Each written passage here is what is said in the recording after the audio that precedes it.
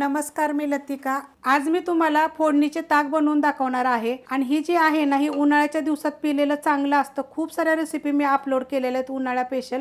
तर त्यासाठी बघा, हे ताक असं मस्त असं ताक असं दाणेदार असावं, जास्त पातळ पण नसावं, जास्त घट्ट पण नसावं। आता ह्यात टाकायचे आपल्याला बघा 1 चमचा साखर, पिठी साखर केलेली आहे। ह्या चमच्याच्या मापाने आपल्याला 1 चमचा साखर टाकायची आहे। साधं मीठ घेतलेलं आहे बघा, थोडंसं चवीप्रमाणे घ्यायचं। आणि सेंधा नमक घेतलेलं आहे, ती पण मी थोडंसं घेतलेलं आहे, म्हणजे दोन्ही मिळून चवीप्रमाणे घ्या तुम्ही। आता हे पहिलं मिक्स करून घेऊया, चांगलं मिक्स केलेलं आहे बघा व्यवस्थित असं। आता ह्यात टाकायची आपल्याला थोडीशी कोथिंबीर आणि ती पण मिक्स करून घ्यायची। तडका पॅन ठेवलाय बघा गरम करायला, आणि त्यात आपण तेल टाकून घेऊया। तेल टाकायचे एकदम थोडंसं गरम होऊन देऊया। तेल बघा कडक गरम झालेलं आहे आणि गॅस केलेला आहे बारीक। त्यात टाकायचे आपल्याला छोटा अर्धा चमचा मोहरी, छोटा अर्धा चमचा जिरा। गॅस बंद केला तरी पण चालू शकतो।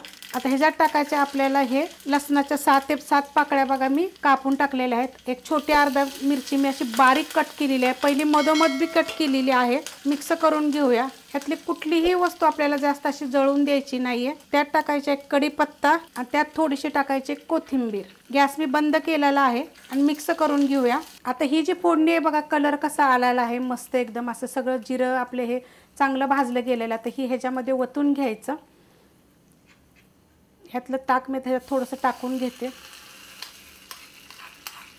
आणि ही पण आपण टाकून घेऊया। जिरे मोहरी अशी चांगली भाजली गेली की नाही, की ताक बी असे मस्त लागतं फोडणीचं। आपण काय करतो, लस्सी पितो, छाछ पितो, भरपूर अशा गोष्टी पितो। सगळ्या रेसिपी बघा मी अशा अपलोड केलेल्या आहेत। तुम्ही ही फोडणीचं ताक करून बघा, चवीला 1 नंबर लागतं। आणि हे काय माहिती आहे का, ताक थंड होतं, थंडच बनवायचं आणि थंडच खायचं। जर जेवताना जर तुम्हाला खायला वेळ असेल तर मग हे असंच उचलायचं आणि फ्रीजमध्ये ठेवायचं। काय होतं, गरमीच्या दिवसात जेवताना खायची इच्छा होत नाही, तर असं काहीतरी वेगवेगळं आणि पारंपरिक रेसिपी आहे, पहिलं असंच बनवायचे फोडणीचे ताक। तर तुम्ही करून बघा। रेसिपी आवडली तर लाईक करा, सबस्क्राईब करा, कमेंट करा आणि शेअर बी करा।